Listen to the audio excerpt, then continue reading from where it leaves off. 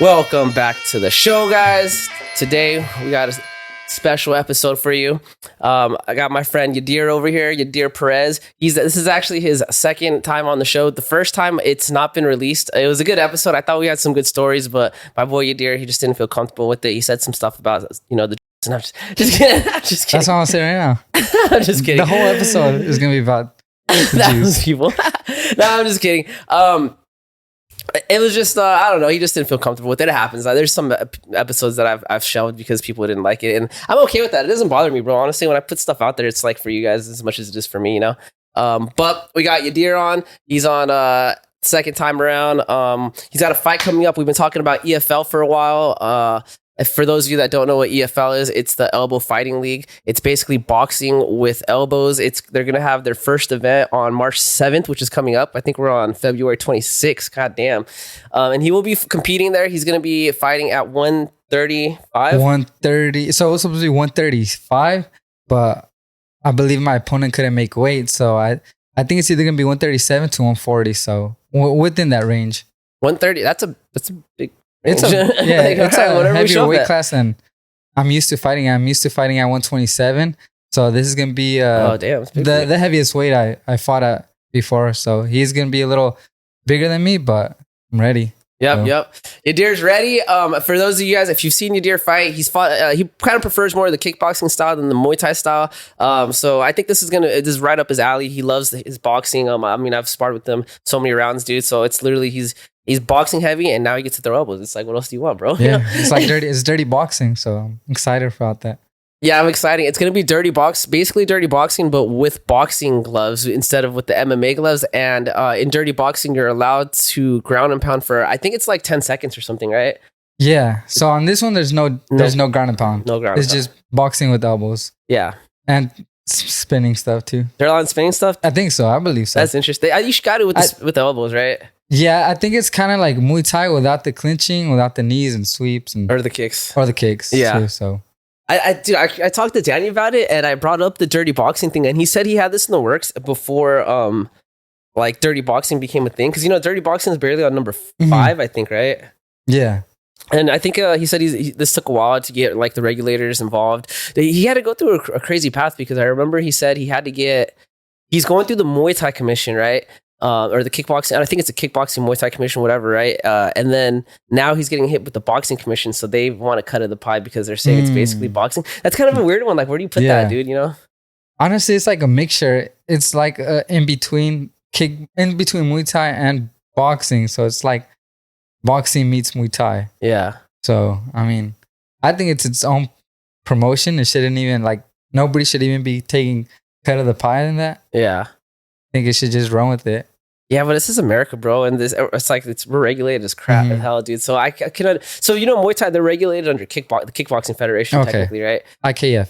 Yeah, well, IKF is they're a regulatory body, but it's technically, from what I understand, Muay Thai is considered like part of the kickboxing sport in America. It's like weird, and I get it because it's like in America, they're not gonna make these little differences. It's like they're similar, right? They're similar enough, I guess. Yeah. So I understand. I guess kickboxing won. It's very similar. Kickboxing won, bro. Yeah. I prefer kickboxing over Muay Thai. I know. I like them both because I think kickboxing, it's like so much more fast paced, dude. And I like watching that, but I do like the beauty of Muay Thai when it comes to like the cleanliness and the rhythm of it. You see Thai fighters, it's like they have a high emphasis on like how it looks, Yeah. And versus like sometimes you'll see like kickboxers, it's like all gas and they kind of forgo technique. I don't know. I like them both. I like watching both, but kickboxing is probably going to get you more views. I think in today's for sure.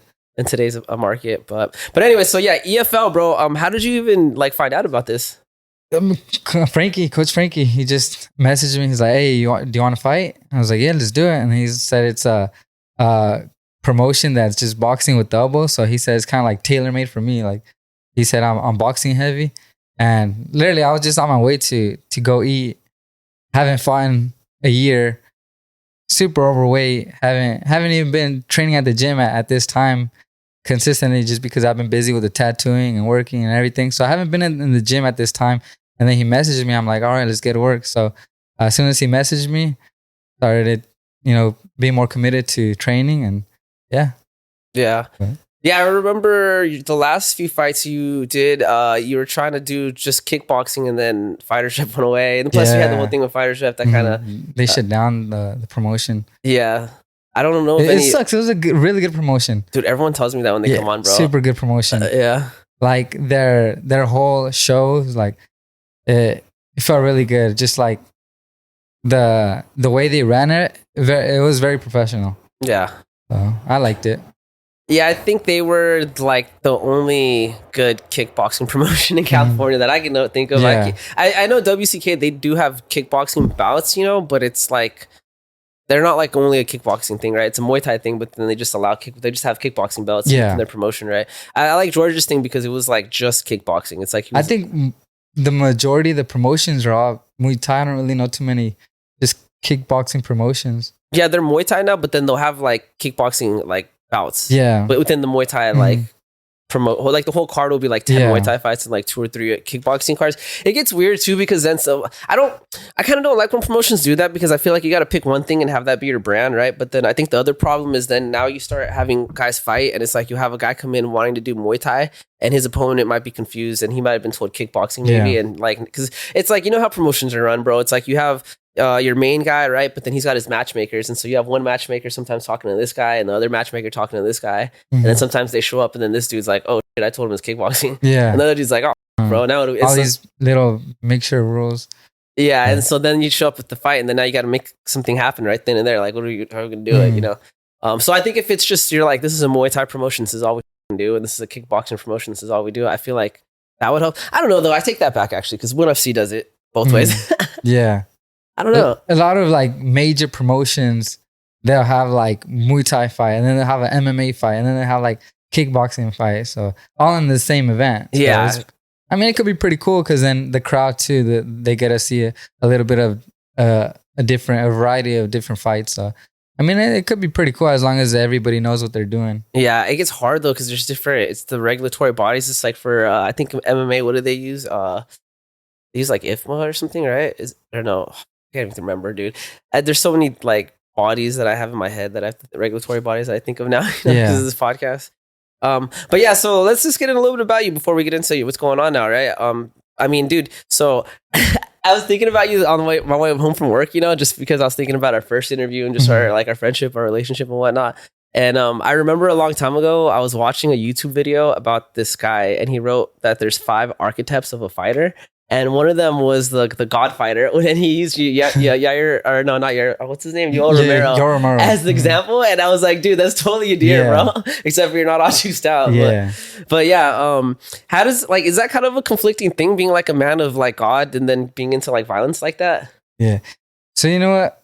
And this is gonna kind of go like based off of kind of like into why I didn't really feel comfortable in releasing the last episode was because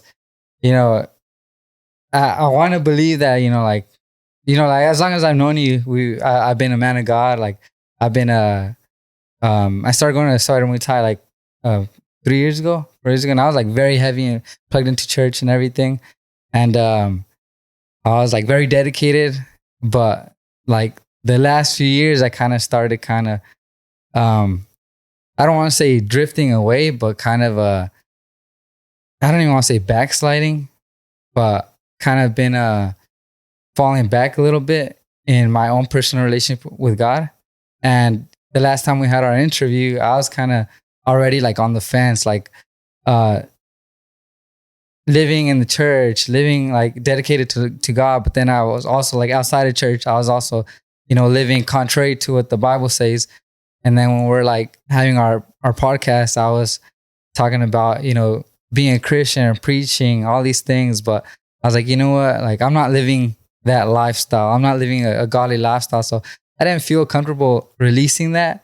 And even, saying that I'm a godly fighter because I'm not representing God. And I don't want people to see this interview and be like, oh, he's over here preaching about God, but last week he was over here doing that, or he was, I seen him at the bar or drinking or whatever it is. I don't want people to see me and say, oh, he's preaching, he's a hypocrite, because I'm not living the best godly example But when I was, on fire, when I was dedicated, I wouldn't even say it's a conflicting serving God and fighting. I feel like it goes hand in hand. I feel like if you are a man of God, you have to be courageous. You have to be a fighter. You have to be and I don't mean physically fighter, but you have to be somebody who's willing to put your life at risk. If fighting isn't necessarily putting your life at risk, but me as a man of God, like I put my faith in God, and you have to show courage. The Bible says that it says something about being courageous, and it says that those who are not courageous will not inherit the kingdom of God. So in a way, kind of, and I'm not saying like it has to be you have to show masculinity, but you have to show courage. And I feel like it goes kind of hand in hand. But yeah, if that makes sense. I kind of get what you're saying. I didn't realize that you were slipping off the slope the last time we met. Man, what did you get into? Some hair on or something? No, I didn't get into any of that. It's kind of a long story. Yeah, you don't have to get into it if you don't want to, but if you want to, I'm down to listen to it. Yeah, so honestly, it's like, it kind of started like a few years ago. Like, I was like, I started going to church when I was a kid, when I was in high school. And I started going to church when with a few other friends from our school. Like, we all just went as a group. And, my twin brother, he started dating the pastor's daughter. So we got close to to my pastor's family. And, they're my family. They're always going to be my family. I love my pastors. I love my sister-in-law, everybody. But we started going to the church, and, it was a big group of us, a big youth group, actually. And we were all just super dedicated in the church, super dedicated into God. Like, that was my whole life. Just everything I ever focused on, it was just God. And like, I'll put God above everything. And that was my life for years. And then, when I became 18, I became the youth leader. And then I started leading youth, which is from like ages 12 to 18. And that was... Oh, bro, that shit's been going off, bro. Pause. Unpause. Okay. All right. My bad. So, yeah, you're talking about your brother, right? Yeah, I'll go back. So, so we started going to this church, and, we were very heavily involved. We were going to this church for years. And, damn, hold on. All right, let me go back. The fire alarm got you, bro. Sorry about that. No, it's not good. Yeah, so we started going to this church, and we're heavily involved. Like, the church is my family. The church is actually my twin brother's in-laws. So they're always gonna be family. I'm always gonna let them. And I still go to church. I still go to church when I can, but I'm not as heavily involved.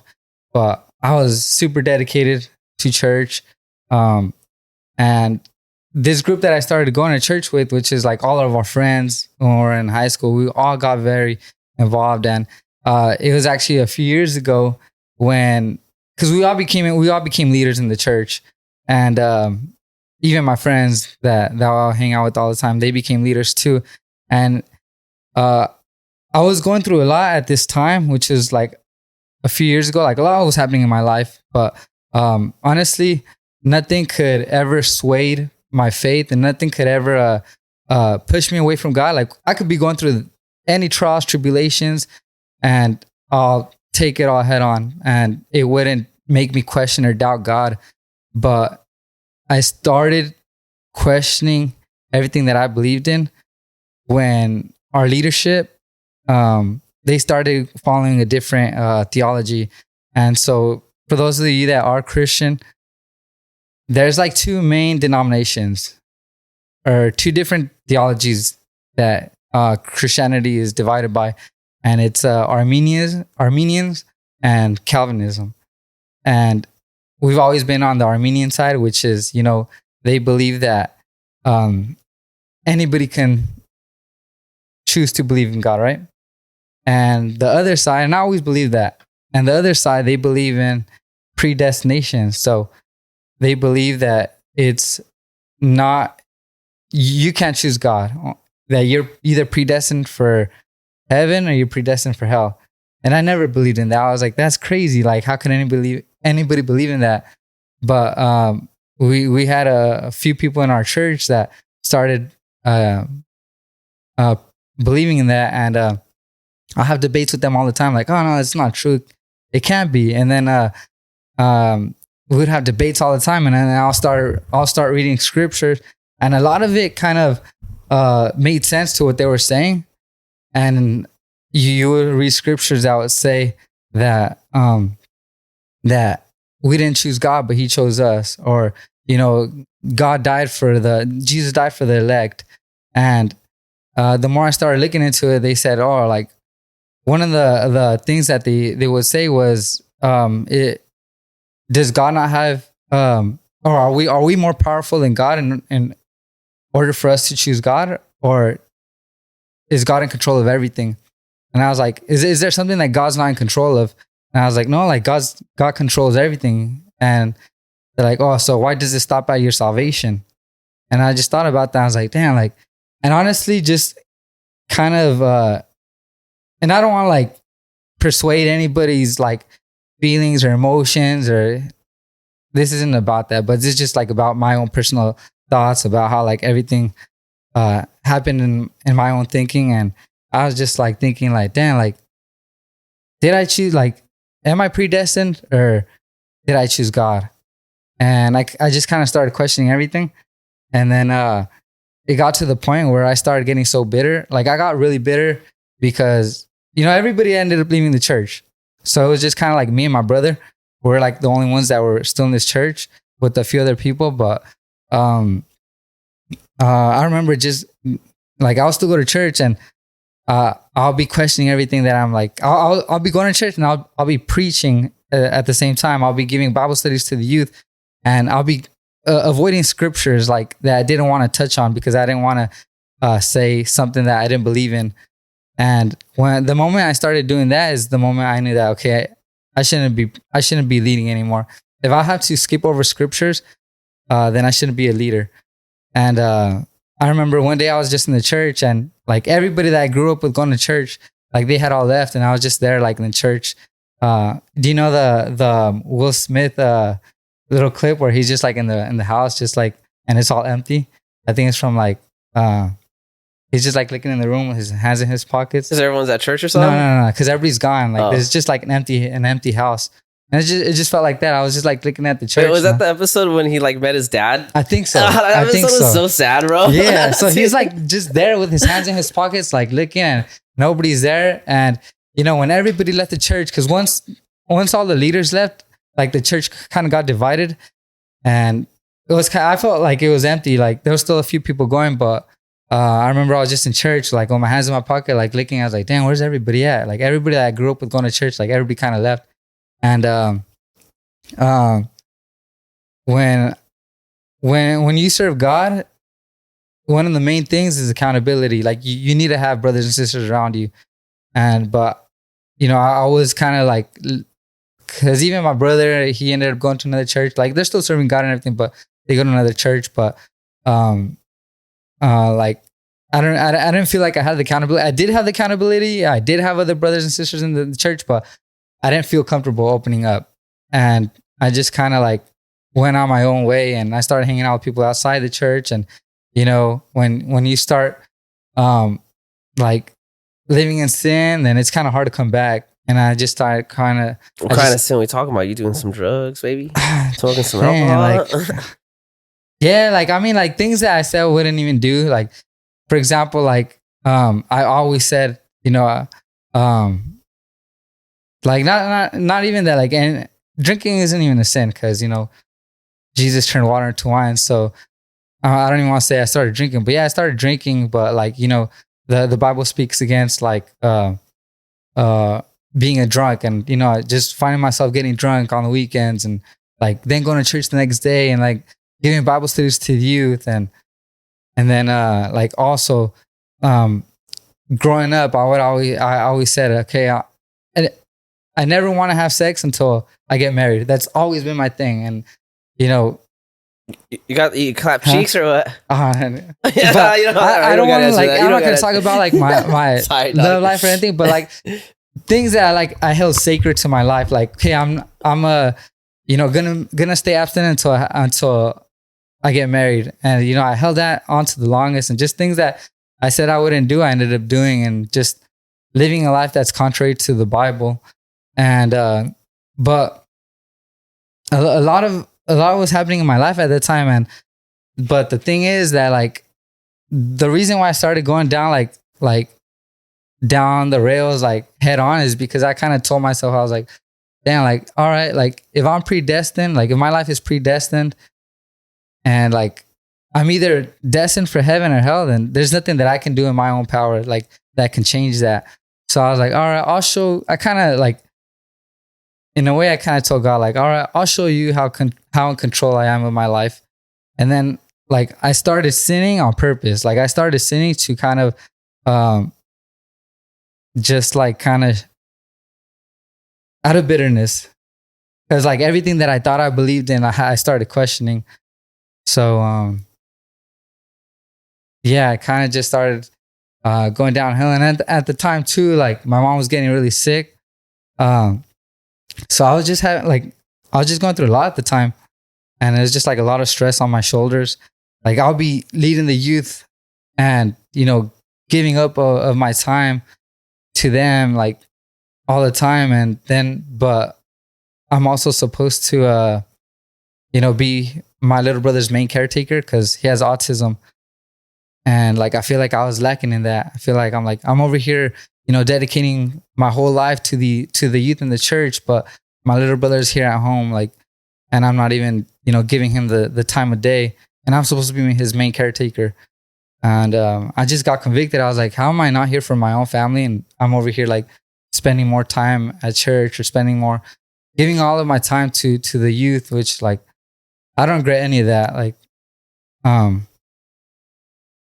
all the time that I spent in church, like, I loved it. I loved being with the youth. I loved being with the church, and but I just felt like I was neglecting my own family at times, and just everything that I was going through at the time. And it's like I don't want to make excuses like, oh, just because he started backtracking just because he was going through like hardships or whatever, and I don't even want to compare my hardships because I didn't even go through anything hard or anything, but yeah, it's just like it was more of a headspace that I was in, just questioning my own theology, questioning my own beliefs. But one thing I'll never question is God. I'm always going to believe in God. Whatever theology it is, like whatever theology is true, I can never question God because creation in itself cries out that there's a God. So. Yeah, honestly, I feel like what you talked about right now was like a struggle that I think a lot of, I'm going to say men because I'm not a woman, so I don't understand what they go through. But I feel like a lot of men, once they get to like their late 20s, early 30s, they go through this thing where they just don't know if all the time they're putting into something, if it's worth it, I guess, you know what I mean? Especially because the time away from family, dude, like honestly, I recently started thinking about something like that because I'm not really close to my family, bro. Like at all, I don't talk to my cousins. I don't talk to my aunts or uncles. Like I barely see them. Even like my sisters, I'm pretty cool with, but I barely see them too, and I saw my mom on Saturday because of Chinese New Year. We don't even saw, she's not even Asian. She's Mexican, but she just like likes to celebrate our culture, I'm Vietnamese, by the way, the people watching. I'm not Chinese, but we celebrate the same New Year. We call it Lunar New Year. But anyways, but my mom like had told me that she'd been going through depression as of recent. My mom's like kind of similar to me. She's very happy and like chill. Like in the past, she's never like mentioned stuff like that. And she even told me she's like, I'm actually on medicine because it's something I never dealt with. And like I started talking to my sister like after we had our lunch, and I was like, damn, bro, like I like never see my mom. I'm never around her. I never talk to her. I never call her. You know what I mean? And I was just like, I wonder if I'm contributing to like the overall depression. And then I started like thinking about like the reason I don't have time to see my mom is because I work and then I'm at the gym, then I got this stuff going on and like my side jobs, I actually, as recent, like within the last couple months, dude, I don't know if you noticed, but I've been taking more time away from the gym because like last year, my New Year's resolution for last year, I had two of them. One of them was to quit vaping, which I did, dude. And the other one was I wanted to spend less time at the gym because it's not that I don't love Spider and I love you guys. You guys are family, bro. But I was like, damn, dude, it's to the point where I'm kind of like off my responsibilities just to go to the gym because it's fun. You know what I mean? So I was like, I got to get my finances in check, bro. I got to try to like spend more time with my friends and my family, bro. I have friends that like, they don't even hit me up anymore because they know I'm just going to be busy at the gym or busy with work, So I think a lot of men, dude, once they get to a certain age, they kind of start questioning whether it's theology or for me at the time, it's the gym, It's like you ask yourself, like, is the sacrifice like worth anything, The problem with theology, though, is it's kind of like a all or nothing situation, right? Because it's like you have to believe it's going to take you somewhere. Otherwise, when you die, it was worth it, not worthless. You know what I mean? You just wasted your time technically. So I don't know, man.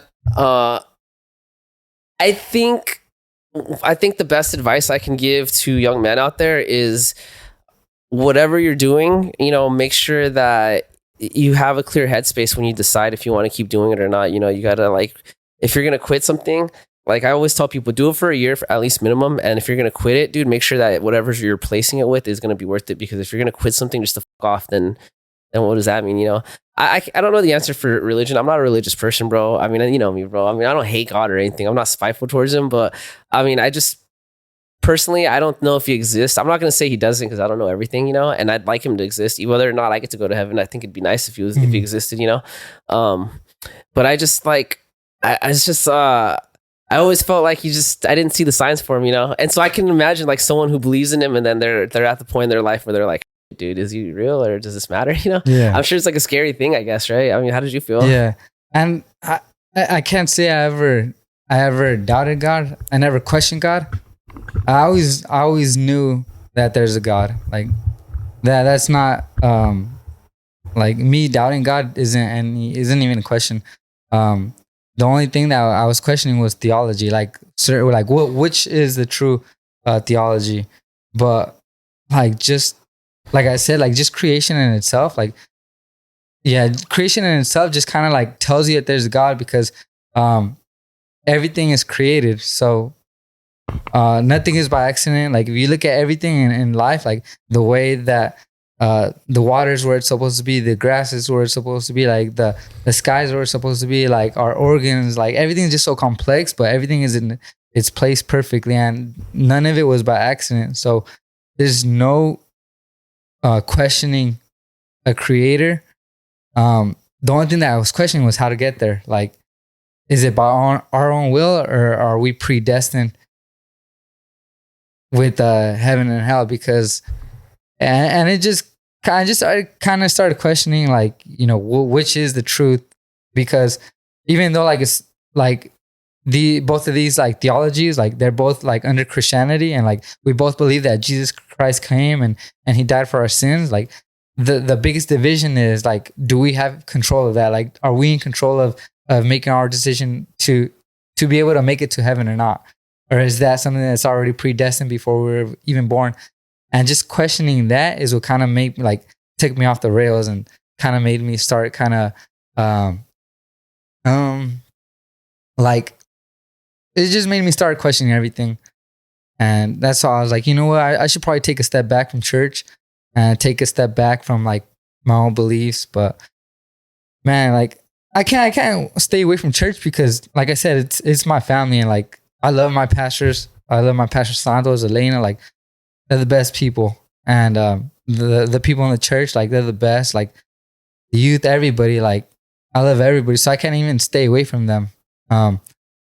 But just like I was just struggling with my own thoughts and my own theology, and it was just a personal issue, personal problem.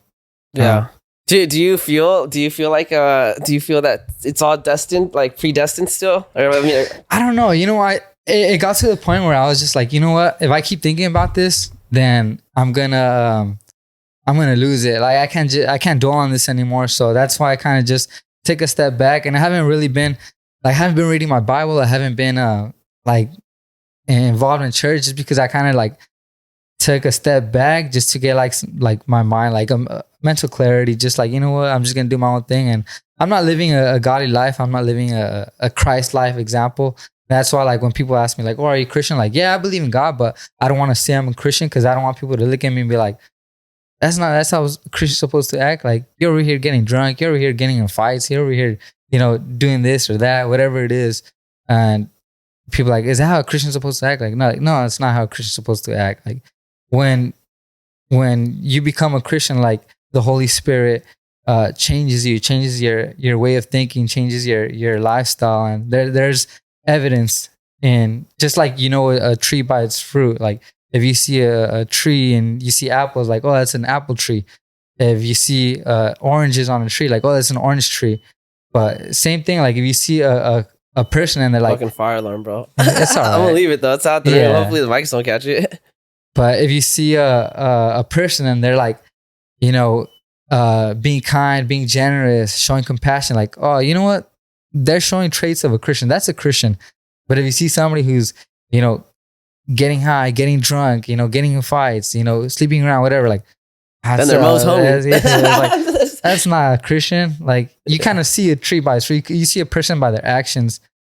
And that's why I don't want to say I'm a Christian, but I'm always going to believe in God. Like, that'll never go away. Yeah. Do you ever think you might jump teams to like a different religion?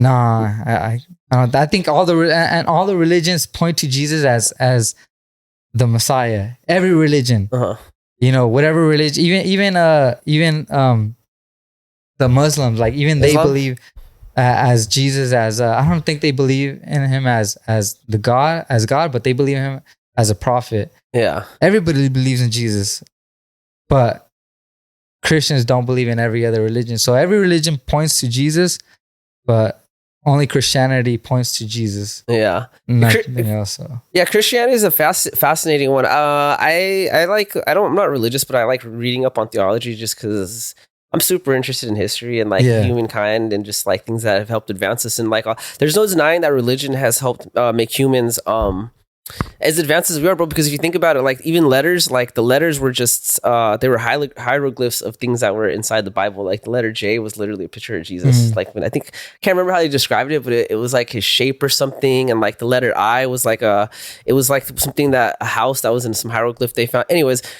my point being though is I don't know which one's the right one, which one's the wrong one, but I love reading up on it. And one thing that fascinates me a lot about the Christian religion is up until a certain point in history, like, the Bible had been very, like, God was kind of interpreted as like this very malevolent type being, you know. It was kind of like an all or nothing type thing. And if you don't follow him, then you're going to be punished. And I know the Christian religion that when Jesus had like brought that forward, that was kind of like a more of a modern take on religion. It was kind of more like love thy neighbor, being, you know, treat each other well type ish, you know. I'm saying type ish because I can't cuss. I'll take it out though. I'll take it out if you do. You can cuss though. You can cuss. But but I was always fascinated by that religion because of, like I said, just because of the fact that it has, like, there's no denying that Western values are built upon like Christian values, right? Like America's, like, the way our rule of laws are based off of the Christian religion, right? And so I think if you're going to pick a religion and if you want to pick the best one in terms of what is going to push society forward, I guess it'd be the Christian one, right? Yeah. But I've always been fascinated by it, bro. My dad's Buddhist, so I learned about Buddhism. My mom, she was a Catholic. She converted into a Jehovah's Witness. I learned about, God damn, that fire alarm. I'm gonna ignore it though. Hopefully it goes up. I don't think you'll catch it. I mean, the audio. You think so? I don't think so, dude. So that's why. But it's just personally, it's annoying. But yeah, dude. So. Did you ever hear about how supposedly Jesus spent a bunch of time in Tibet? You know where Tibet is, right? You know where Tibet is? No. So Tibet is in China, right? So think of like the Mongolians and stuff like that, those type of monks. I'm sorry. No, Tibet is like India. I think it does border around Mongolia too, but it's basically the border between India and China, right? So like the old school Buddhist monks, they're from Tibet, right? So the like legit like Buddhism is the Tibetan monks. The Dalai Lama comes from Tibet, right? He's like the Dalai Lama. The best way I could describe him would be like the Pope for Buddhism, right? Anyways, there was a German scholar who was just randomly traveling to Tibet, and he found like a drawing of Jesus in this temple, right? And he asked him about it, and they showed him a bunch of books and stuff about Jesus allegedly like he traveled to Tibet. Like, so you know how like I don't remember how old he was, but he like kind of disappeared for a while, like in like whatever country he was in. Where was he in, like Jerusalem or something like that? They kicked him out, right? Because like they didn't like him, whatever. The government kicked him out, and then he returned, and that's when he came back with the Christian religion, right? I don't know if you know the history of all that, right? So, like, if you look at history, there's no books about what he did in that time. I think he was gone for like 13 years, you know? And so there's these books in Tibet that say that whole time he was gone, he traveled to go to Tibet, and the monks kind of like housed him. And from Buddhism, he created like this Christian religion. He took like the concepts of like Judaism, right? Like the stuff about God and all that. And then he implemented like the stuff about Buddhism that's about being chill and nice to each other. He just was like, oh, I like being nice to people. I don't like to be punished for bad things. So he kind of like just took aspects of Buddhism and merged them with Judaism allegedly. And that's how he started the Christian religion, you know? I don't know, bro. I just thought that was fascinating when I learned that. I was like, what? I mean, and I don't know how true it is. I think they are trying to see if I mean, it's possible it was all doctored, right? Like it might not be real. We don't know how far back these were made, you know, we weren't around. But that type of stuff fascinates me, man. It does. You ever like brush up on other religions, or is that kind of like a sin? No, well, I grew up a Catholic, which is kind of like, I mean, it's under the same umbrella because we believe in Jesus Christ, but the Catholic religion is, you know, they have their saints, they worship the Virgin Mary, but it's a little different, few differences, but we believe that Jesus Christ is the only way. Like the Bible says, Jesus is the way, the truth, and the life, and no one comes to the Father but through him. So he's the only way. And, you know, I'm always going to believe in that. Just like I said, like the only division is like, you know, are we predestined or are we able to choose Jesus? Like, and that's where I have my own belief system. Yeah. But who knows? We believe that, like, because when you look at all these other religions, like everybody believes that, oh, you know, you have to be a good person to go to heaven, or you have to be like, whether it's heaven or whatever it is, whatever they believe. But everybody believes you have to do things in order to be saved. Like you have to do good, or like you have to say all these prayers. You have to give something to somebody, or whatever it is. It's always about doing something. But Christianity is the only religion that says that there's nothing that you can do. It's not in your own power for you to save yourself, but it's only through Jesus Christ that you can be saved. So it's not about being a good person. It's not about, you know, giving to the homeless. It's not about sacrificing. It's none of that. None of that could ever save you, because the Bible says that there is not one who is righteous. But when you do accept Jesus as your Lord and Savior, that's when the Holy Spirit comes in your life, and he starts to, you know, in sense, make you a good person, right? Make you righteous, make you like God. But yeah, there's nothing, no actions could save you. Is what we believe. Like, interesting. I'll take it a little further, bro. Check this out. In terms of like how you feel like you're at a cod between, or I don't know if cod's the right word, but a fork between predestined or if we're in charge of free will, I guess. I feel like that's a good question that's been popped up in religion like throughout centuries. Like I remember reading books about stuff like that. But I have this running theory, bro. I have this theory, dude. I always question, like, are we... Like I always have this question about like how cognitive is the human mind, right? Like how sentient are we? Like, are we making decisions because we make these decisions, or are there things inside of us like the atoms, the neurons, and all these that they make the decisions for us, right? It's like we're simply just reacting to what our brain wants us to do, right? And I'll give you an example. Like it's hard to describe. I thought about this conversation a while ago, and I just haven't talked about it in a while. But I'll give you an example, right? When you look at ants, like we don't think about ants as being sentient, right? It's like they're just reacting to their environment. When you squish an ant, right? It doesn't have a concept of life or death. I'm sure it knows about death, danger, you know, preserve yourself for the queen, you know? But I don't think it thinks about death on like the level of like, was it spiritual or are they sad? Like, oh, this is my homie type, you know? Right? And because the consensus is like their brains just don't have the bandwidth to do that. They're just reacting to their environment. Their whole point of living is to make sure the queen is protected, to pass their genetics, right? Yeah. And that's what supposedly that's what separates humans from everything else. It's like we have cognition. It's like we can think about things. It's like we understand our place in the universe, right? And so because of that, we can make decisions based on how we think, not how we feel. My question is like, what if it's all a trick, right? What if it's all bullshit? What if Mother Nature makes us think that we have cognition and free will, but it just tells us that in order to get us to do the things that it wants us to do? Yeah. You know what I'm saying? So, you know, like as a Christian, I believe that we are all slaves to sin. Like when we're born, we're slaves to sin. So like our natural instinct is to sin. Like you don't need to teach a child to lie. You don't need to teach a child to steal. So, you know, I believe that like it's just our sinful nature. That's how we're born because of Adam and Eve. But in a sense, like we feel like we might have like our own control, you know, in life. But at the end of the day, like we all sin, and the Bible says that we're all slaves to sin, but it's only through Jesus Christ that we're saved. And but we do have a conscience, and that's like the Holy Spirit. We have a conscience, like we know right from wrong.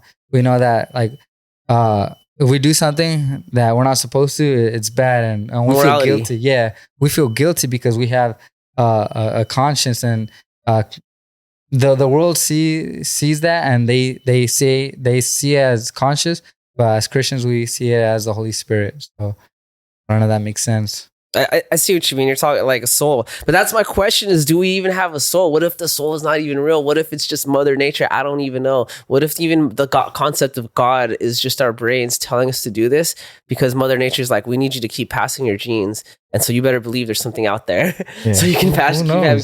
I don't know, man. Or maybe the Jews just made everything up. Oh, we've gone this way. Yeah, well, I mean, there's stuff before the Jews. Hey, you want to hear something crazy? Actually, so I told you, bro, I'm fascinated by the Christian religion just because it's definitely put its thumbprint on the existence of man, right? Have you ever heard of like the Dead Sea Scrolls? Mm-hmm. You know what they are, right? The oldest Bible to date, bro. So, what was the name of that guy, dude? There's a guy that the Vatican, I believe, hired to translate the Dead Sea Scrolls. And he studied Aramaic. That was his main point of study. I think between him and like, there's like 5 or 6 other people on the entire planet that like understand Aramaic to the point where they can like transcribe it, right? So the Vatican hired him to transcribe it, and he wrote a book about his findings. And he basically said that the Dead Sea Scrolls were which is the first. By the way, people that are listening, the Dead Sea Scrolls are the oldest Bible today. I don't know if I mentioned that, I might have.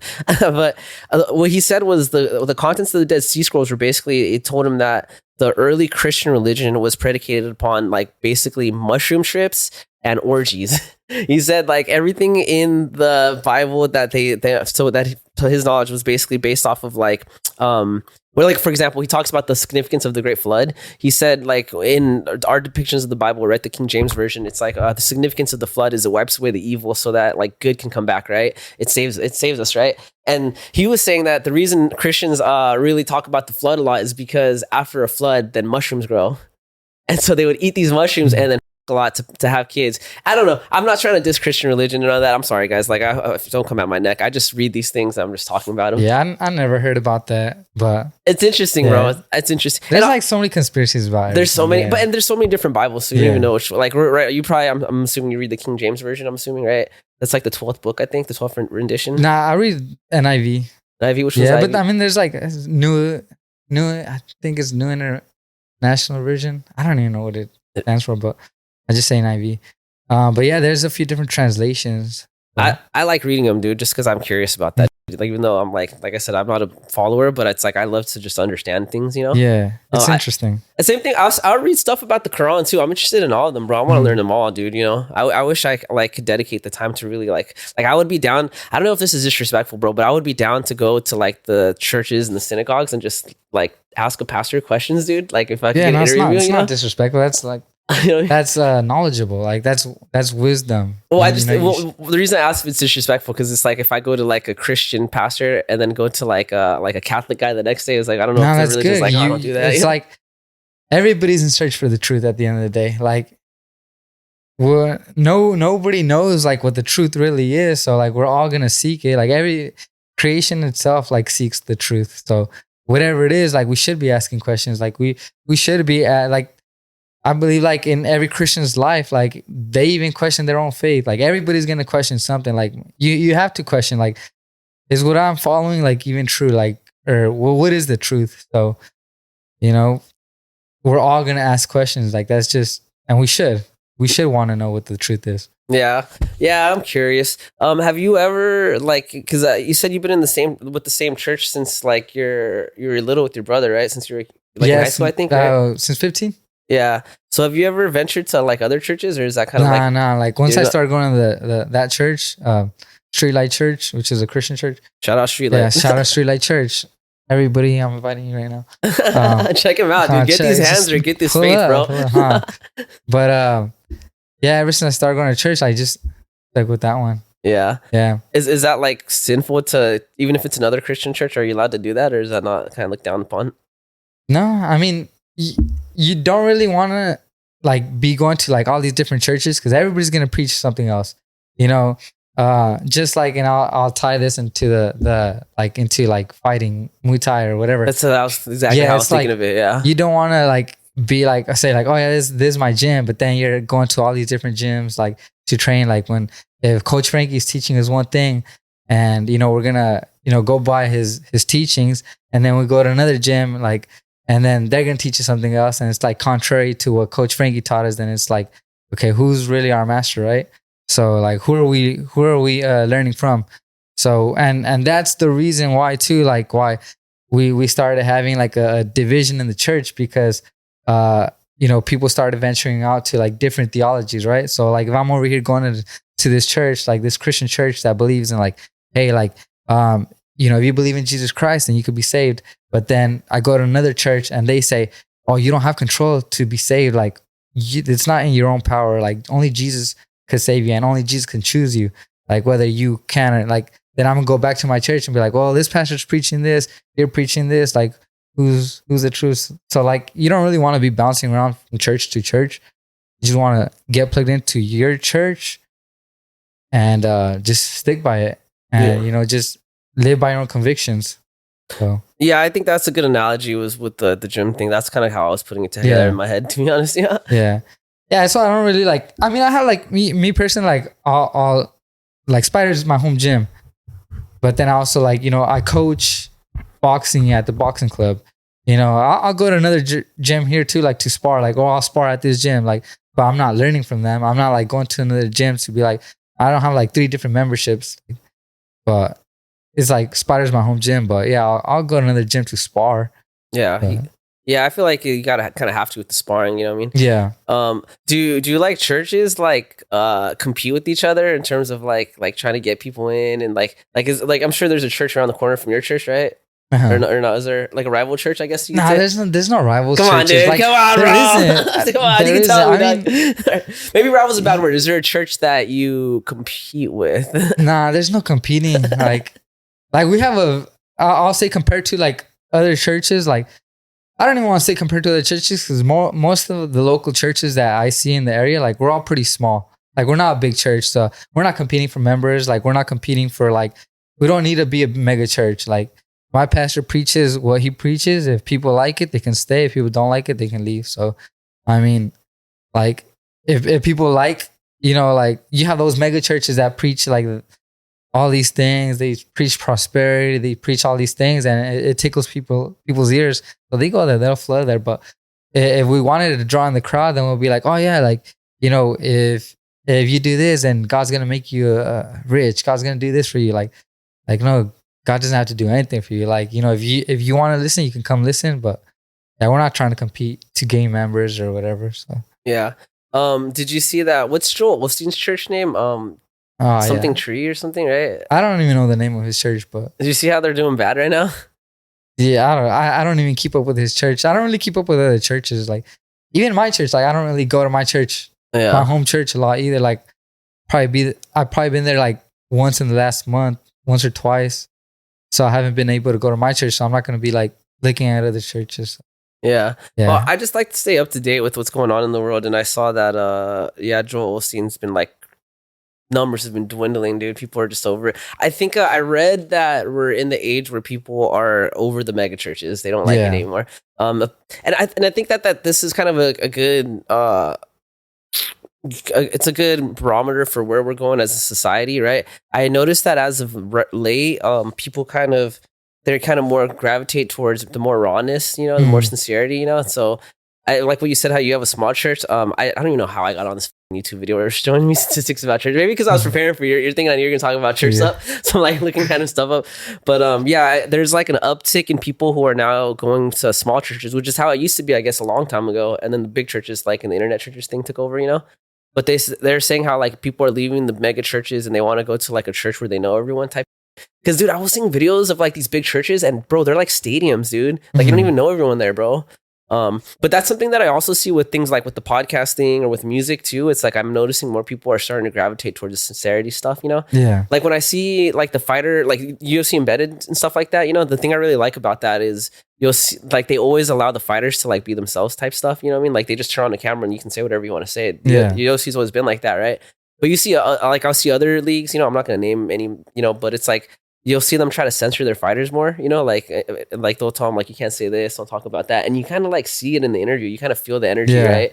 But yeah, I'm noticing like a shift where people just want rawness with music too. It's like they're kind of more of people are listening to music that maybe doesn't sound as polished, but then the vibe is like there, like the guy speaking from his heart type, you know, type ish. Yeah. But anyway, so I wonder if that's like, if you've noticed that in your church, I guess, I don't know, dude. I mean, I guess you have, right? Probably. Yeah, I mean, I haven't been going as much. You're a bad Christian, bro. I know. You're a bad Christian, man. I'm messing up right now. No, but you're in camp right now, dude. But that's what I was saying is it's hard, bro. If you want to do that stuff, if you want to fight and you got a job, dude, and then you got your responsibilities at the church and stuff, it's like, bro, that's a lot, bro. Yeah. And you got your brother, you said that is special needs, or you got a nephew and a niece, right? Or two nephews? And I have two nephews and a niece. It's a lot, bro. Yeah. But yeah, like I've been busy. Like I have a full schedule. So it's like working every day, training every day, tattooing every day. Not every day, but when I make appointments. But I'm trying to like just focus on this fight camp. Like this last month and a half, I've just been trying to dedicate more time to the gym and to training. But yeah, with everything going on, like just have to work. I have to tattoo. I have to, you know, pay the bills, and then of course I have to spend time with my family. So it's just like my schedule's just been booked, and then I have to coach too. So yeah, it's been busy. Yeah. And I'm trying to make time for church too. But yeah, I've been. You ever think about doing online church? No. Is that not right? Not the move? Oh, nah. Probably wouldn't. I feel like the online thing is like kind of hit a peak, or I don't think people want to do it any more than what it is, you know? Yeah. Like in terms of like the Zoom calls or Zoom churching. Yeah, we do go live. We go live on Facebook. So, I mean, anybody could check in anytime. Dude, I haven't seen that. Yeah. You know what's funny too is for broadcasting jobs, bro, churches pay the most, bro. Yeah. Like for the live streaming and all that, they'll pay like a good, dude, yeah. You know, it probably wouldn't be a bad idea to log on to the live stream, because a lot of times the reason why I'm not going to church is because I'm like booking my tattoo appointments on church days. Yeah. So I could just be tattooing while the sermon's going on. So damn, that'd be a trip, bro. I could do that actually. So, where are you tattooing out of? Are you at a studio? Or yeah, I'm at Prosperity Tattoos in Orange right now. Is that like church tattoo spot? No, it's not. No, it's just a tattoo studio. I mean, no offense if it is, bro. I didn't mean that. It's a tattoo studio. Prosperity. No. All right. Yeah. That's in where you said? It's in Orange. It's off of Tustin and Chapman, around there. Tustin and Chapman. I'm like trying to think. Between Chapman and 22. Yeah, that's what I said. About 22. Right there. Isn't there like a jiu-jitsu spot like right there? Or there used to be, I think. I don't know if it's still there. Maybe I haven't seen it. I can't remember the name of it, but yeah, I remember around that area. There used to be a jiu-jitsu spot. It might be gone. I feel like a lot of these spots are going. These smaller like gyms are kind of going. Which in general, bro, you don't care about health. Yeah, you just don't care about health, dog. Exactly. You just need to help us with that. Yeah, really. Yeah, dude. Not to bring it back to religion, but I've always like wondering like if something's out there, bro. And I'm like, if he's out there, what was all this for? Why is all this here? Yeah, I don't know. Why can I do this? Why am I allowed to record and just talk bullshit? Yeah. You tell me, man. You know my bad, dude, not to cut you off. But you know what's one thing that I always find fascinating, bro, is I feel like, so look, I'm Vietnamese, right? So if I'm going to go follow the Christian religion, is like Jesus going to look like me? Like, is the pictures going to look Asian? And like the pictures of Jesus. Yeah, is he gonna be like Asian looking, like to represent me, or is he gonna be white Jesus? Am I praying to No, white he's Jesus, not. or am I praying The to thing Asian is, he's Jesus? not even white, so I don't even know like why people. He's supposed to be brown, right? He's like he was born in the Middle East, so like he's Jewish, Middle technically. Eastern. Yeah, Jewish. but like, okay, does the pictures of your Jesus, is he the white Jesus, or do you guys have Yeah, like I mean, just like one? the typical Jesus. I don't even like spend time even thinking about how he looks. Like I don't know why people even make that an issue. Like, oh, you know, I feel he's like this, he's that. Like, I feel like that's a missed opportunity. If I was a pastor, I'd have my Jesus, I'd make him look like my people, you know? Uh-huh. So if I'm like an Asian pastor and I have a bunch of Asian people, Yeah. I'm gonna have an Asian looking. Yeah, but church is for everybody. It's not just for like one. Yeah. Even our church, like we don't just like welcome the Mexicans or like, you know, anybody. Is it predominantly like Hispanic or church? Yeah, just because the area. Yeah. Like predominantly Mexican. Do you guys do it in Spanish too? Yeah, we have Spanish services too. Dude, so I told you my mom was Jehovah's Witness, right? And like she was pretty hardcore into it when I was a kid, bro. We'd go to like, they call it Kingdom Hall. It's not called church. It's called Kingdom Hall. Have you ever been to, you probably have it. You don't know what that is, right? Jehovah's Witness thing? No. Bro, it's kind of a trippy religion, dude. They're very against like celebrating stuff, right? So you're not supposed to celebrate birthdays or have parties. So whenever, like if you were to have a birthday party and we're in school, then I have to go sit out somewhere else. They also have this other weird thing where they don't take blood transfusions. Damn. Yeah, I heard about that. Yeah, they'll let their kid die, some of them. Yeah. I don't think my mom would let that happen. But anyways, it's a trippy religion. And one of the things that they practice a lot is giving up like worldly possessions and stuff. So if you go to, they call it, that's why they don't like to call it a church, because if you go inside, it just looks like an office space. It's like it's a regular building. There's not gold. There's not like a bunch of those glass paintings. It just looks like a regular building. And they might have like one big cross. Anyways, I forgot where I was going with that. What are we talking about? But just, I remember I used to go to church, Kingdom Hall with my mom a lot, dude. And it just was like everyone that, because of where my mom lived, we lived in Anaheim. It was all Spanish speaking people. And the ceremonies were in Spanish? They were in Spanish, bro. And I remember like that was back. I used to actually speak Spanish when I was younger. Yeah. Now I don't really speak it. You're half Mexican, huh? I'm half Mexican, right? Yeah. Yeah. So I remember just going to Kingdom Hall, bro. And it was just like, damn, dude, I have to sit for all these hours and then like listen to people in Spanish. And I was like, this isn't fun. Dude, Jehovah's Witness is not a fun religion. I see you guys have fun, bro. You guys have rock music and stuff. I started going to church because my friend invited me to a rap concert. They have a rap church? No. So actually, I seen the video and we had rappers at our church. So I was like, well, yeah, rappers. I was like, that's cool. Because I was used to going to Catholic church and it's like, you know, you go there, it's like just church, mass. So I kind of found it boring. And then I was like, oh, this church has rappers? I was like, all right, cool. So that's why I started going to church. Yeah. Yeah, man. I mean, all right. So here's a question I got for you, bro. When you started fighting, like, did your church did they support you? I assume they all showed up. Yeah. So I actually started fighting because I met some guy. We had a guest speaker, and he was an MMA coach. His name was Pat Lee. So I met him, and he invited us to his. It was like a gym, but it was at a church. But he invited us to train MMA. I was like, yeah, let's do this, and that's why I started getting into fighting. And he brought us to his gym and he started coaching us. And then we eventually started a program at Rain Training Center with Mark Munoz. And I was getting coached by Pat Lee, Tony Gomez, Steve Kim. And yeah, they were just coaching us. And it was like a free program. And then that's when I got into fighting. So yeah. Yeah.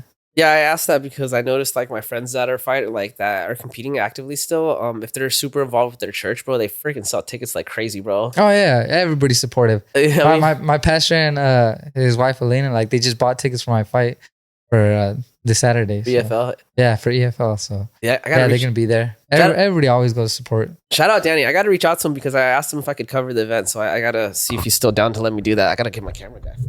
It's so fast. Yeah, that's gonna be sick. I'm excited. I'm excited and I'm curious to see how Frankie's gonna do this because he's got Drew fighting the same night in San Diego, which is crazy, bro. Mm-hmm. So it's gonna be my fight. So my fight starts at 2 p.m. I don't know when. I don't know what number I am, but it's probably gonna be 10 or something. Probably gonna be 3 or 4 by the time I go up. Okay. So say the fights end at 4 or 5. Drew's fighting at night in San Diego. So from Burbank to San Diego, it's about 3 hours. 3-hour drive. Crazy. So I mean, if all goes well and I'm healthy, I'll go with coach. I'll carpool with coach and go watch Drew fight. That'll be the ideal night. Yeah, that'd be crazy if I hit up if I hit up Dennis and I cover both events the Dude, same night. that'd Bro. be sick. Yeah, I'm gonna cover. They have a WCK event. I don't know if I think I can say this. I think they already announced it. I'm pretty sure. I think I got the flyer. But Hung is gonna be putting on an event in Westminster for WCK. I heard about that. You live around Westminster, right? Do you I live in Garden Grove. Okay. You live like the border right there, right? Yeah. Yeah. So I'm excited for that because my dad lives in Westminster, dude. So I spent a lot of time in that area. I lived when I would go visit him. I didn't live with him when I would visit him, right? So I've never seen any fucking events over there, dude. I'm curious. Yeah. I don't even know what's in what. Like, I don't know any venues in Westminster. That's how I was like, when you posted, I was like, Westminster. I was like, there's like no really fight venues there. So Yeah, I don't know where they'll host it. Yeah, that's what I was saying too, dude. So I don't know, dude. I'm thinking. So someone mentioned that they might. Where was I think? Does Westminster High School have a stadium? Maybe no. They wouldn't do it outside like that, though, would they? I don't think they'll do it in Westminster High School. No. Maybe. Let me see. He sent me something. Maybe the sports complex. Oh, the one on Garden Grove Boulevard, right? Probably. Not. Is it not? Oh yeah, Golden West. Golden West. Oh yeah. For how big is that? Is it big? Oh, that might actually not be bad. I think it's gonna be there. That's like they've had fights there before, actually. Let me see. He sent me a flyer because I'm gonna do interviews for him to help promote it. Dude, I love Hung, bro. Like that guy is so chill, bro. Let me see. Curiosity. Oh no, he just sent me the fighters. Damn it. Oh, Truesdale's fighting. No, wow, I love that guy. He's super cool. Oh wait, does it have a location? Damn, they're keeping it a secret. I know. I wonder what it's gonna be. Secret. I want to know so I can help promote it, dude. Yeah. I love my city, and then plus it's like I'm Vietnamese, dude. Westminster is like home to a lot of Vietnamese folks, so I got a lot of love for it, man. But yeah, dude, that's gonna be crazy. So, I'm gonna be covering the event hopefully for the elbow boxing event. If Frankie needs to leave, then I could probably just stay and help corner you. I'll just stop doing interviews, So I guess I think it'll work out no matter what. I'm curious to see what fight number you're gonna be. So hopefully it's not crazy. Yeah, I would assume it's probably going to be like one of the later ones. Yeah. I don't know. Well, Danny's cool, bro. I'm sure if we talk to him, he's a really cool guy, bro. Have you met him yet? Have you spoken with him? I haven't, but I've seen videos of him, and he just seems like a real cool guy. Like, he seems super humble. I'm like, this is somebody I want to fight for. Dude, he's so nice, bro. I feel like I'm going to be like him when I get old. He seems super cool. He's always smiling. Yeah. He still spars with the students and stuff. That's cool. So when I walked in to do our interview, like I walked in and I seen pictures of someone, but it's kind of like, I feel like seeing pictures of someone sometimes isn't always like the same as when you see him in person, you know? Maybe I got like face dysmorphia where I can't remember faces.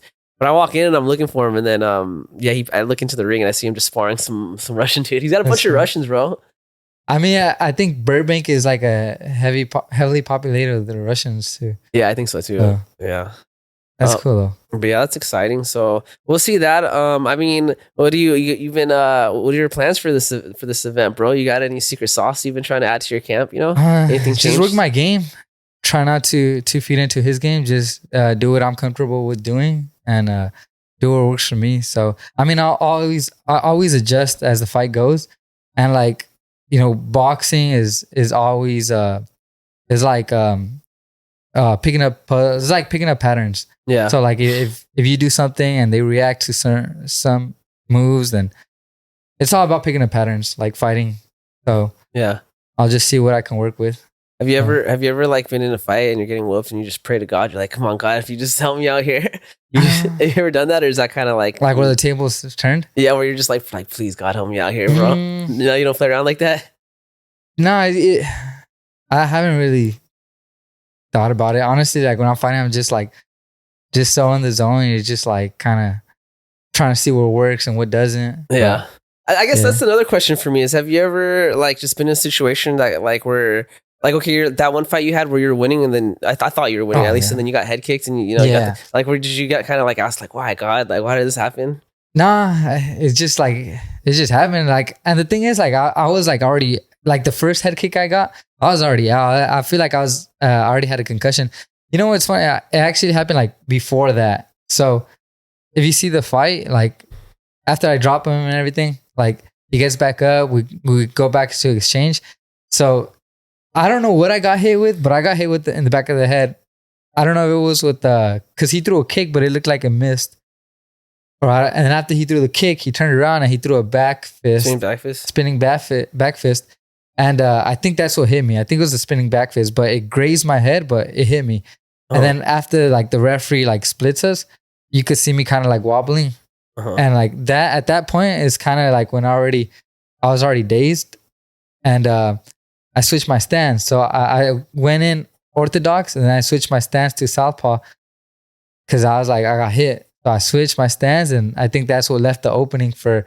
He kicked me in the body, and then he went right back to the head. Yeah. So I was like, after that, I was like, I thought I was out, and then I'm like getting back up slowly, and I see my brother. He's like, get up. He's just yelling at me, and I'm like, damn, like it felt like a movie, you know, like when everything's like a Rocky movie. Yeah, like everything's just blurry, and then like everybody's just like, get up, and then I'm like, you know what, gotta get back up. So I got back up, and I was like, nah, I'm still in this. Yeah. And then we went another round, and I got kicked in the head again. Man, I was out. Yeah. So you didn't question, like, I wouldn't say question your faith, but I feel like whenever bad things happen to me, I'm like, I'm not even religious, but I'd be like, why, God? Yeah. Nah, yeah. I'll still ask him, like, I never question my faith just because, like, that's the Bible promises that there's gonna be trials. Like, you know, nobody's gonna live a perfect life. Like everybody's gonna go through trials and tribulations. Like the Bible says, the rain falls on the good and the bad. So just because you're a good person doesn't mean you're not gonna experience hardships in your life. So, and you know, just because you're a bad person doesn't mean you're not gonna experience good things in your life. So whatever it is, like good and bad both happen to good and evil people. So yeah, I mean, it's a part of life. Yeah. Hey, can I ask you a random question? Are your parents still together? Yeah, they're still together. Oh, dude, that's cool. You think that's a religious thing? You think that's a religious thing? They're not even religious. Like they'll go to church. They still go to church, but they're not religious.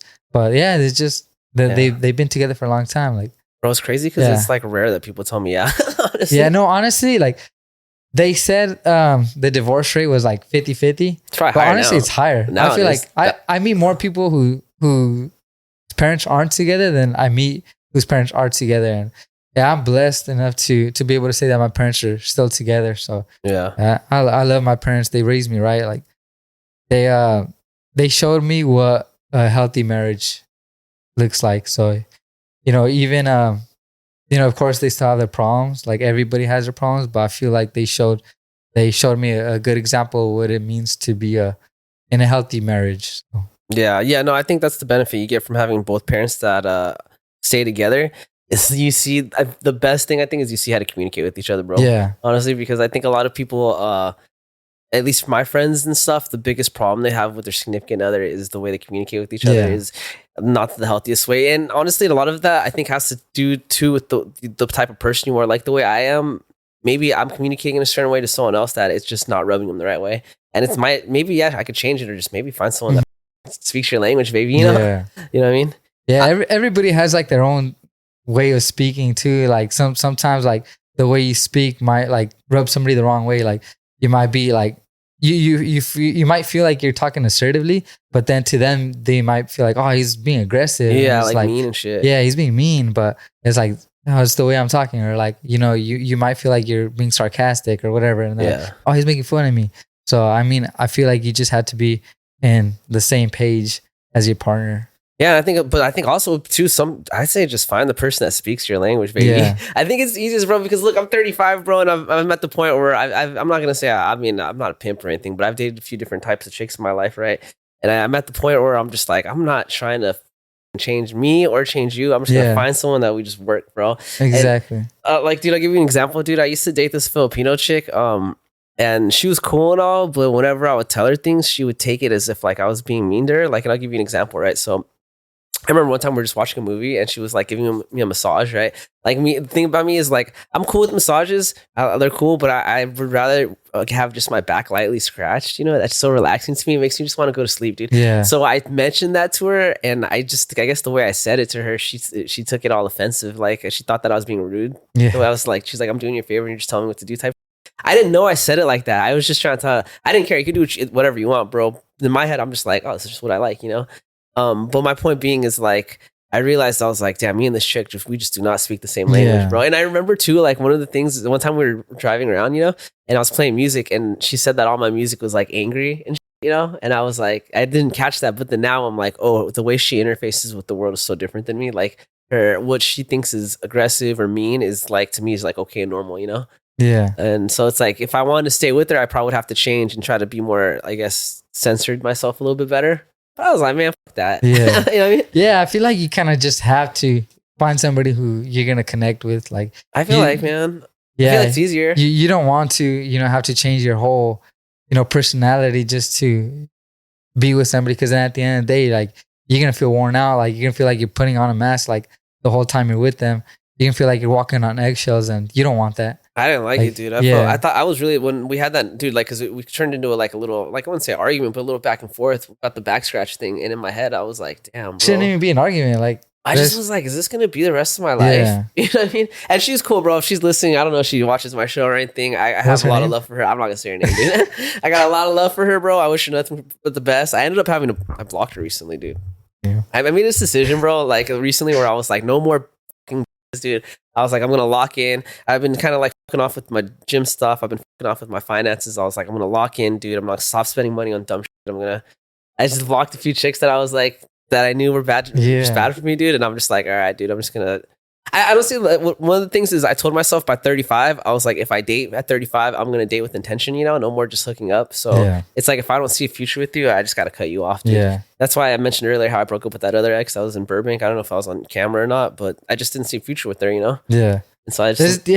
After a certain age, you just like, there's no time for games. Like, you don't really have time to be messing around. And yeah, it's like. Dude, so like I'll tell you the little story on how we ended things, bro. So I was at her crib a few weeks ago, and it was like 3 a.m, bro. We were out for her friend's birthday, and I freaking just was like, I already didn't want to be out. It was a Sunday, and I told her like the week before that I had already missed work on Monday because we partied, and I was just too tired to go to work. And so I was like, I told her on Sunday, I was like, if we go out, I want to be in bed by like a certain time. We stayed out till 3 a.m, got back to her crib, and then she's like inviting her friends over to party. She didn't work Monday. She works out like. I think she starts working at like 2 or 3 p.m. on Monday. I mean, so she's partying, and in my head, I was like, damn, dude. I was like, I don't see a future with this chick. I was like, honestly, I was like, dude, you don't even respect me like that. And I straight up told her, I was like, if you're staying at my crib, I would never just throw a party when you told me you need to get sleep, Yeah. So I just left, and then I blocked her. And I remember telling her, I was like, hey, I'm gonna go home. It's like 3 a.m. She lives in Burbank. I live in Anaheim. It's already, I gotta be up at 6. I remember telling her I'm gonna go home. And she's all drunk and with her friends all happy. And I was like, I'm never going to see you again. I think I mentioned I'm never coming back here. Yeah. And she thought I was being sarcastic. She like was all happy, and she gave me a hug and a kiss. And she's like, all right, bye, I love you. And I got to my car, bro. And I was like, damn, this B does not even know how serious I'm. And I blocked her ass. I blocked her number. I blocked her IG. I was like, you're not even going to get to communicate with me after this, bro. Damn. That's the type of energy I'm on right now. I'm just on a like F you, just block everyone. No hate or anything. I just gotta do my thing, bro. I just gotta lock in right now. That's how I really feel. Yeah. So, who knows? Maybe. Same with me. I'm just like gotta lock in. Like, especially like, being involved in like so many things. Like, you got a fight coming up, you got training, you got coaching, you got tattooing. Like, especially when as a tattoo artist, like a lot of times like if I'm talking to somebody, they'll get mad because I'm not replying to them like right away. Or like I'll go a day or 2 days without texting somebody. Like, I'm not on my phone just texting people. Like, I'm so busy. I don't text all the time. So like if I'm talking to somebody, they'll get mad. Like, oh, you're not talking to me, or you're talking to all these other girls. Like, no, I'm just like literally I don't have time to be, texting somebody. So like if I'm just like tattooing, I wouldn't be on my phone for hours. Yeah. And then I'll miss somebody's text, whatever. And, like. Locked in. I'm just got to lock in. Just got to lock in. Yeah. No, I mean, how old are you, bro? I'm 31. All right. You got a little bit of time. Probably start now, though, man. No, I'll wait till I was 35. Yeah, I feel like I don't have enough time. Dude, I thought, dude. And honestly, like I said, I love the gym and Spider and all that. But that's like, I was like, damn, I used to be at the gym a lot, and I just was not doing anything, dude. Like, outside of the gym, I wasn't like taking care of my job or anything. I was okay with just a whatever job, and I was okay just doing the same shit, So yeah. So that's, like I said, that's part of the reason why I'm trying to like lock in now. I'm 35, bro. Isn't that crazy? Hey, time goes by quick. Damn, like time goes by so quick. I remember just like being in high school the other day, and I closed my eyes, opened my eyes. Damn, I'm already 30. Yeah, it's crazy.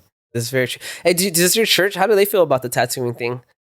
I mean, what does the church even say about tattoo? Is there a thing about that? I mean, yeah, like the Bible says, don't get markings, but like literally the verse before or right after says, don't cut your hair, like don't cut your beard, whatever. So it's like, okay, we're not gonna get tattoos, then you can't cut your hair either. Mm-hmm. So it's like that certain scripture is talking about that certain tribe.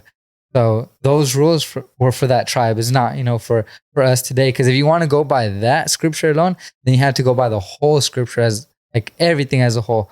You can't just take one scripture and say like, oh, look, this is what the Bible says. Like, yeah, the Bible says a lot of other things too. The Bible says, you shouldn't be wearing jewelry too. Like, you shouldn't be doing this. Like, but, so you can't just like pick and choose like what scriptures you want to, follow. So you have to take everything into context. Like, this was written for this tribe specifically because of this. So, I mean, I love tattoos. Like, I don't think my pastor's a big fan of tattoos, but he respects what I do. So did they even mention they didn't have tattoos back then though, right? In the when they wrote the Bible, or did they? No, yeah, they did. Tattoos have been on that's crazy, forever. bro. Yeah, they'll do markings, but at that time too, back in those days, they'll do markings for like slavery. maybe I don't know. Probably I don't know for like for like worshiping their own God. So like, I love tattoos just because I love art. Like, it is. I have a cross right here. I just think they look cool. Yeah, I think tattoos look cool. Like, you don't even need to have like a meaning behind tattoos. You could just get a tattoo because it's cool, right? Yeah. Yeah, I love tattoos. I love doing tattoos. I've been drawing my whole life, so it's just kind of like what got me into tattooing too. So, yeah. Yeah, I just think they look cool, and I think that probably not comfortable with my own body. So that's why I do. People say tattoos is like body dysmorphia. It's kind of like, when people work out a lot. Maybe. I just want to be cool. I think I'll look cooler. Cool. Like my whole body's tatted. I still need to get my other hand tatted too. Yeah. I need to get a lot more tattoos. Yeah. Is your brother still is he still at Storm? Is that even a gym? Yeah, he's at Storm. Yeah. My brother, he's a coach at Storm MMA in Laguna. Yeah. So if anybody wants some personal training, hit up my brother. He's a really good coach. Personal fitness coach, boxing coach, any sports performance coach. Hit up my brother, Yadir Perez. Yadir Perez, baby. Yeah, Shout out Yadir Perez. Do you feel, because he's got 2 kids now, right? So do you feel like you got to catch up or something? Because I feel like Mexicans and Christians are all about having kids. I'm like way behind, huh? I feel like I'm way behind. My mom asked me about grandkids. I was like, don't hold your breath. I feel like I'm behind, but honestly, like hanging out with my nephews or my niece, like I feel like that's what fills me. Like, I don't feel like I need my own kids. Like, I'll have my kids when it's time to have kids, but it's already past time. But you're 31, 31, 32? Yeah. Dude. But I feel like with my nephews, like, I feel they're not my kids, of course, but they feel like my own kids. Just like when I'm hanging out with my nephew Ezra, it's just like we just have this bond where we just like always have a good time. And I love hanging out with them. I feel like kids are cooler to be around when they're not yours. Yeah, it's true. Yeah, you gotta pay for their. Yeah. It's cool. Like when we hang out, I feel like I don't need to correct them. I don't need to discipline them. It's like we just have a good time. Dude, I don't even know what I would do with the kid, bro. I think I would have to like be careful with what I said. I'm like, I habitually just smoke weed without even thinking what's around me or who's around me. You know what I mean? Yeah. So I mean, do you have any plans for after this fight? Like, I'm assuming you're gonna get some type of food, right? I can't. Literally, right after this fight, I have another fight lined up right away. Is it for Spider or what? No, for the same promotion. I believe it's the same promotion. Oh, you're gonna do they're doing, because you're gonna do the second show. Yeah, so it's there's one this one March 7th, and then right after they're having another show April 2nd, but it's a private show. So it's a kickboxing show. It's not EFL. Oh, but it's for Danny though. But I believe it's for Danny. Yeah, damn. I think so. That fool's been putting in work. I knew of him, but I didn't realize how he had his hand in all these different promotions. So I was like, oh man, I'm so excited to eat. I'm so excited to drink. I'm so excited to do all these things. Like, but my coach Frankie, he hit me up. He's like, hey, you want to fight April 2nd? I was like, let's do it. So it's for a private show in Beverly Hills. It's gonna be Beverly Hills in front of rich people, and celebrities. So it's gonna be cool.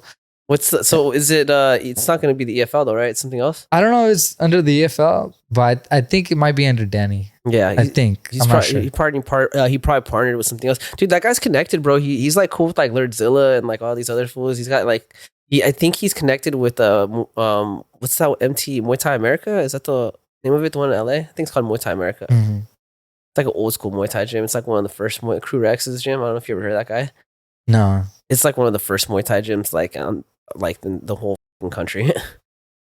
But yeah, he's connected, man. I saw him like chilling with Lord Sanchai. He has Sanchai's number, bro. Yeah, that's cool. Has Sanchai's number, bro. That's dope. They just talk, bro. Yeah, that's crazy. FaceTime. Right, bro? You saw that clip I posted? I did see the clip. Fucking crazy. Damn. I was like, no way. You know Sanchai? That's sick. Dude, what a cool guy.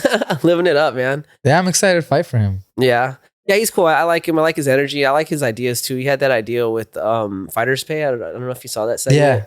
That's a cool idea. Yeah, dude. it is a cool idea. Yeah, for those of you that haven't seen the episode, you should check it out. It's the interview I did with Danny Gutierrez. I think it's like 4 or 5 episodes back, but one of the things he mentioned was having like a way to pay fighters, like amateur fight, like any fighter, amateur, pro, whatever. But it's, you kind of got the idea, it seems like from OnlyFans or from Kick, right? So it's just basically what he wants to do is like when the fighter comes up on stage or something to fight, there'll be like a QR code that you can just like take a picture of, and then it'll lead straight to a donation for them. And he said that the people that are hosting it, they take only a small percentage. It was like under 10% or something. I think he said like 2 to 4%. Yeah, that's cool. So most of it's going to the fighter, right? So man, it's a way to pay fighters. Yeah, I think that's a great idea. Good way for fighters to make money, because there's not a lot of money in the fight business. Mm-mm. And that's why I feel like fighting in America, just in general, has been kind of unless you're getting into MMA. We have a really good MMA program over here, but it's even in MMA, bro. There's not a lot of money. Well, look at the champions in the UFC. I'm just going to use them because they're like they're like the thing, right? How many Americans are holding the belt right now? Who am I thinking of? None. Yeah, none. I can't think of any. Yeah. Am I retarded?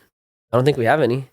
So, anyways, there's the part of the problem with that is because it costs so much money to fight, and it takes so much of your time that you could be making money, and instead you're spending money fighting and losing money.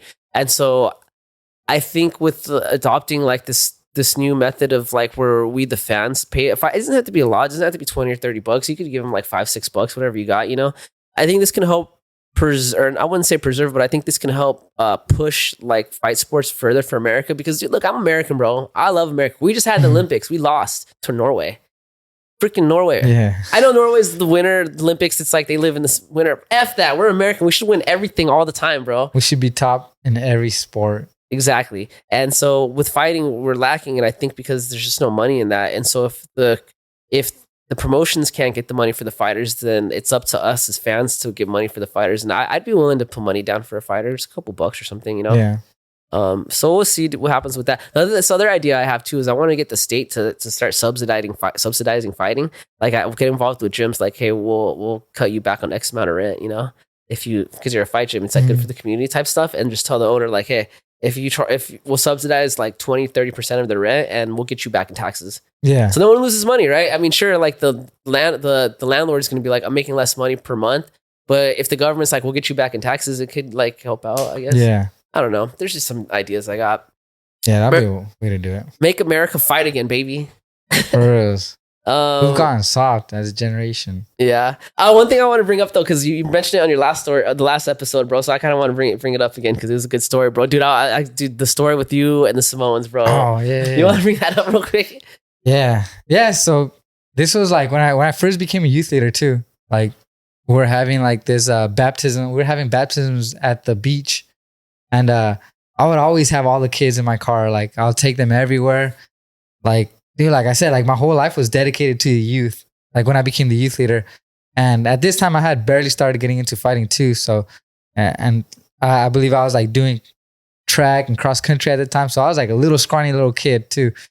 And but after the beach, we're leaving and we're walking towards the cars, and like we had like 3 or 4 cars pull up on us, and so the kids that were a part of the youth group, they're all like gang members, like cholitos, like, and everybody looked banged out.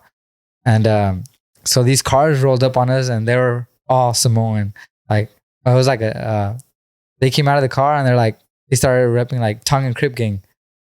And I was like, I went up to the guy, I was like, cause I told all the kids, hey, like stay back.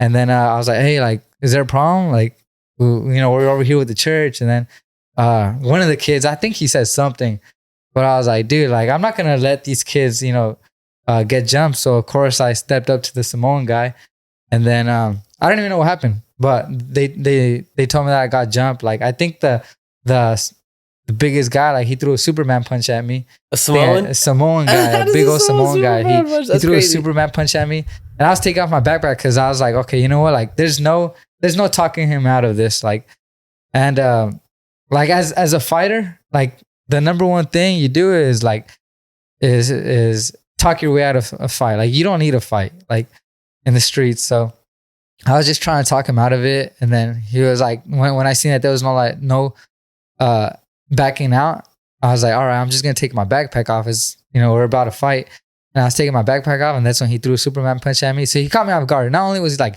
twice my size, he caught me off guard, cheap shot at me, threw a Superman punch, but the kid said I hit him with the uppercut. So I still landed my shot. But after that, I got knocked out. I forgot everything. Like I lost my memory. I remember I woke up in bed and I was like, I completely forgot about the day. And like I woke up in bed and like I see my phone, and then like some of the kids' moms were like, "Hey, where's my son? Where's my son?" I was like, "What?" I was like, "What do you mean?" I was like, "Why would I know where your son's at?" Like I don't know where your son's at. Like why are you asking me? And then I seen a bunch of other messages like, "Hey, you okay? You okay?" I was like, "Yeah, why?" Yeah, I thought I just took a long nap. And then I go to the living room. My brother's like in the living room. He's like, "Dude," he's like, "You got knocked out." I was like, "What?" Like, what do you mean? So they show me the video. Like, not the video. No, there's no video about that. They show me a video of like me in the car with my brother asking me like, "Hey, did you know?" Because this was around the time Ali died. I think it was the time Muhammad Ali died. He's like, "Hey, did you know Muhammad Ali died?" I was like, "What? No way. That's crazy." And then 3 seconds later, "Hey, did you know Muhammad Ali died?" I was like, "What? No way. That's crazy." It's just like a video of me, like everything is on repetition. Like I lost my memory. And then I was just like my whole day from that day was gone. And then but I remember they told me that one of the kids, like these are little kids, not little kids, they're like 15, 14, 13, 15, 16 years old. So they can't even drive. But one of the kids, like he ended up driving my car, and like his name was Gus. He ended up passing away like a few years later. But yeah, he ended up driving my car, and he drove me to my brother's house. And then from there, like my brother drove them home. They took me to the hospital. But yeah, pretty much it. Got knocked out. Gnarly. Lost my memory. Samoans are crazy. I had a lot of concussions since then. Yeah, Samoans are big, bro. Don't fuck Samoans are big. Dude, I mean, now I'll take him on. Give me your best Samoan. If you're Samoan and you remember knocking some kid out, like, I think it was 2016. Yeah, I want my run back. It was me. I want my run back. He wants to run that fade back, bro. No, you're a man of God now, bro. Bring I'm the not church. a man of God. I have an encounter with the Samoan dude. I'll share it real quick. A while back, dude. So, you know the Thai New Year's festival? Yeah. So let me start from the beginning, actually. So I remember there's this Muay Thai influencer chick, bro. You know me, bro. I love to troll people on the internet. Yeah. I love to troll people on the internet. I do. It's funny, dude. You know, don't take shit serious. But there's this influencer chick, and she was teaching a technique, and I just made a comment like, I just put, this technique's good because she was just, I can't remember what she was showing, but she was like leaning back all weird. And I was like, yeah, it's good technique because look how good she's leaning back. I just was being funny, And a girl like that, like this influencer chick had started talking shit to me. She was like a little 14-year-old girl. She was a fighter, right? I'm not a dick, bro. I'm not going to talk to a kid, bro. I went on her page. She was 14. She's from NorCal. So I never knew her or anything, but we followed some of the same people. She's a good fighter, bro. I saw some of her clips. She's a rising fighter, Samoan. But anyway, so I was trying to be nice and just like nicely talk shit, but not like really talk. Just kind of be like, oh, you're just a little girl, like don't. I think I said something like, don't mind the big boys or something. And she was straight up talking shit, cussing at me, calling me all this, saying my podcast sucks. So I was like, all right, dude, I'm gonna go in. So I started talking to her back. I wasn't saying anything inappropriate, and I wasn't like really cussing at her. Mind you, she's a minor, and I understand this, But I'm just saying like kind of mean things, like saying, anyways, I'm just saying her technique's trash and you know, all this and that. Anyways, I get a message from her dad later on, bro. Her dad's like telling me how I was talking to his daughter and he wanted to like beat me up and he's all like, where's your gym? So he went and found my gym and he's all like, I'm small and you're like, I could probably pick my teeth with your skinny ass. And I was all like, all right, bro. Yeah, I was already like, damn, this is Simone fool. I already was like, if I end up seeing this fool, because he told me, because his daughter was fighting at the Thai New Year's Festival. That's why I brought it up and I was going to go there. You know, I think we had our own fighters at that year. But yeah, we had 2 fighters fighting that year. So I was like, damn, I'm going to see him at the Thai Festival. He's going to be huge, bro. And so I was already thinking like, in my head, I'm already thinking of a game plan. I'm just kicking him in the dick. And then I'm just like, oh, do they search you? I was like, maybe I should bring a gun or something, you know? and it's funny because I was thinking that and he's all like, I bet you're going to bring a gun. He told me that. He's like, I bet you little pussy ass going to bring a gun. And I sure told him like, probably. And he's all like, I'll go to jail. I don't care. He's like, no one messes with my daughter. And I was like, oh. And I was like, you know, I'm gonna troll this one back. So I started trolling him back and I'm just pissing him off. I was like, whatever happens. And he ends up messaging me like a day later apologizing, bro. Yeah, just randomly just apologized. Damn. And dude, this fool went to the lengths of he found Spider Muay Thai, bro. He found some of my friends and stuff. And then he was like, I'm gonna send some of this to your friend, to some promoters and see if they want to have you host their events, this and that. And I was like, all right, dude, this guy's pretty mad. He got a lot of time on his hands. But he messaged me like another day later. So this is like 2 days later. And he apologized to me. And he told me that he got upset because his daughter got SA'd. You know what that stands for, right? Yeah. So he apologized to me. He's like, hey, my bad. He's like, I've been going through a lot. He's like, my daughter was SA'd recently, you know? And so when I saw that, it really made me upset as a father. I just wanted to protect her. And he's like, I felt like I couldn't protect her. And apparently this dude was in the Marines and stuff. Damn. And so he's like, I fought for my country and then I couldn't even fight for my daughter. And I was like, dude, he left me a long, deep message, bro. Dude, and I apologized to him. I was like, hey, bro, my bad. And I was like, honestly, I was just trolling, dude. And like, I didn't mean to. I mean, I didn't felt like I cussed at your daughter or said anything like too bad. But yeah, I was trolling her. And I was like, but I'll go back and I'll delete everything. My bad, dude. So I went back and I deleted everything and we became cool. And he's like, hey, my daughter's fighting at that event. And he's like, I'd like to meet you, you know? Yeah. And I was like, all right, bet, dude. I was like, maybe we can have a beer. I didn't get to find him though. I went there and I couldn't find him. I think he was probably like in the back, probably setting up, dude. And we ended up leaving after our fighters were done. But yeah, it was a crazy experience. Actually, you know what? I have a Samoan, a guy that I met. He's a Samoan dude. His name is, he goes by the name of, I interviewed him for my podcast. He's from Sons of Samoa. It's like the biggest Samoan gang in America, right? I actually hit him up about this guy. And I told him I knew this guy, and they knew each other, which is funny, dude. Yeah, that's crazy. So yeah, but Samoans, it's like there's not a lot out here. Yeah, so I can imagine. And they're very close knit. Yeah, like they're very family oriented. They're Mormons. Yeah. Did you know that? A lot of them are. Isn't that crazy, bro? Yeah, you guys missed the mark on that one, Christians. Yeah, go back over. Yeah, they're very family oriented, like very close knit together. So that's cool. Yeah, so I hit up my homie and told him, hey, this guy's wants to shoot me. Yeah. And then my homie was like, I'll go to the event with you. He's like, I'll check it out. He lives in LA, in Long Beach. So he's like, I live towards LA anyways. But it ended up all being cool anyways. And then, yeah, but shout out for him stepping up for his daughter. I would, dude, honestly, that was crazy how he's, how the fact that he apologized, I was very impressed. I was like, damn, he's actually probably a good man, bro. He's probably has good values. And Samoans do have good values for the most part, though. I'm not gonna lie. Yeah. They're good people. But yeah, dude, I remember I was telling my homie about when we were arguing with them. I was like, hey, you got my back? and he's all like, you Samoan? I was like, yeah. He's like, let me see a picture. I showed him. He's like, damn, that was big. I was like, I know, bro. They're huge. And my homie was like, nah, dude, just bring a gun. He's like, you're gonna die, bro. He's like, even though you know how to fight, he's like, he's gonna kill you, bro. And I couldn't agree with him. I couldn't agree more with him. I mean, yeah.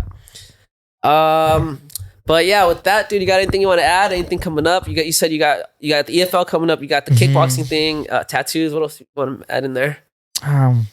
Don't want to add. I think everything's pretty good.